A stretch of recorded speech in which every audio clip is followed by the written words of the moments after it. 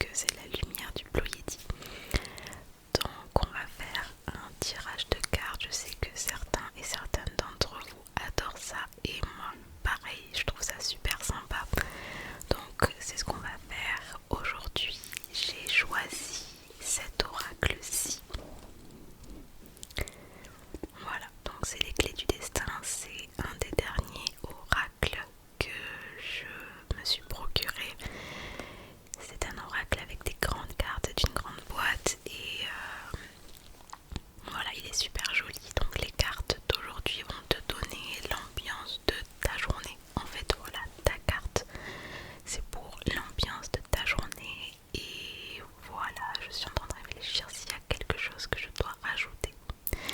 Si tu es nouveau, nouvelle sur cette chaîne et que tu viens de tomber sur cette vidéo, bienvenue à toi. Aujourd'hui, on va faire un petit tirage. J'en ai fait déjà dans des vidéos précédentes. Donc le principe est simple.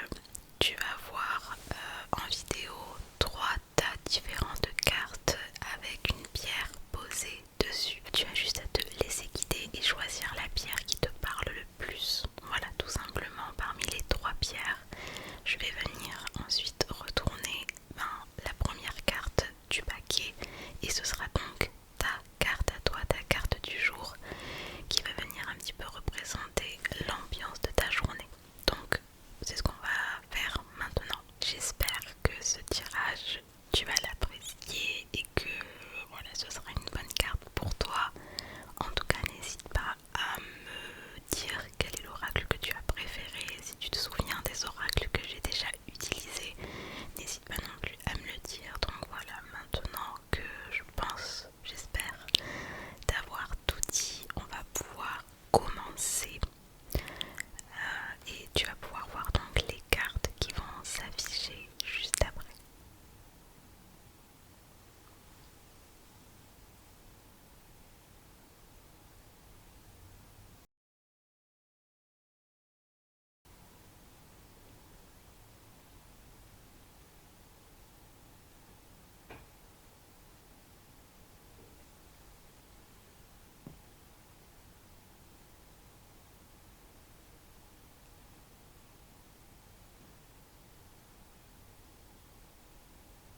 Ok, donc maintenant que tu as fait ton tirage, que tu as ta carte, je vais venir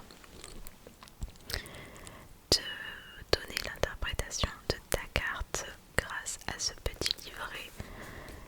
Voilà, qui est super bien fait et je trouve que les interprétations sont vraiment sympas. Donc c'est parti, on va commencer avec la carte qui était donc la plus à gauche, donc avec la pierre, cristal de roche. Et tu as choisi donc cette carte là. C'est le trousseau de clés,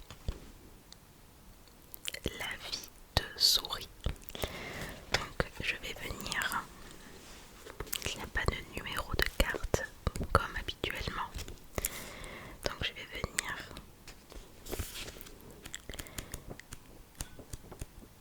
alors le trousseau de clés qui est en page 221.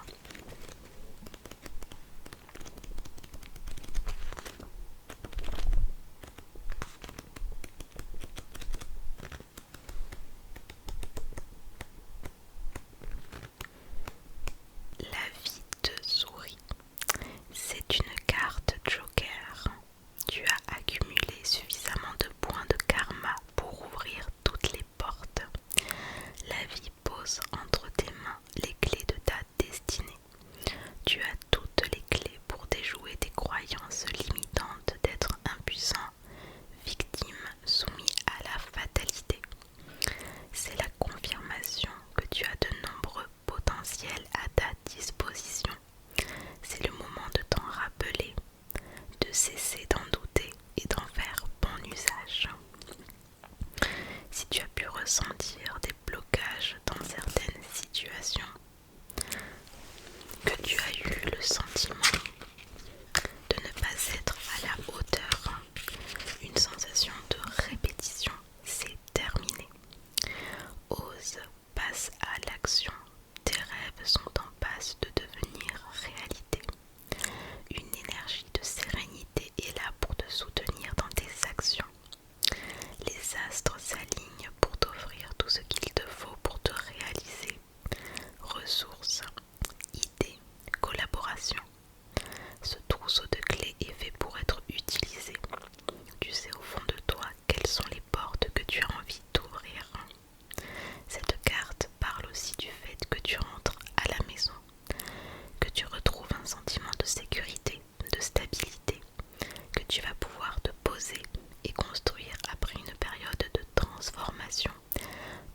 reconnaissance de changement. Choisis avec soin les énergies que tu invites dans ta vie, dans cette nouvelle maison.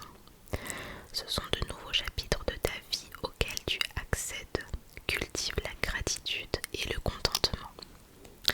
C'est un moment où tu vas découvrir de nouveaux espaces en toi.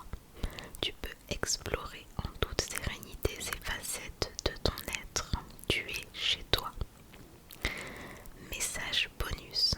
Si tu as des questions par rapport à un changement de lieu de vie, de déménagement, ceci est un feu vert, un signe que bientôt tu pourras concrétiser ce désir.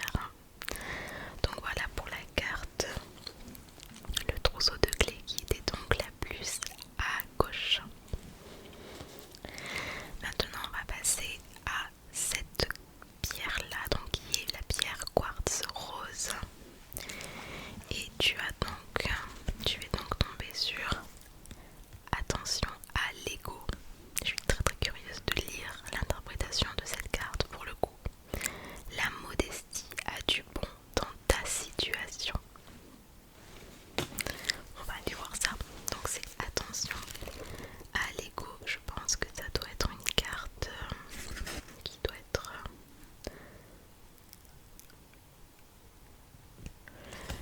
page 41.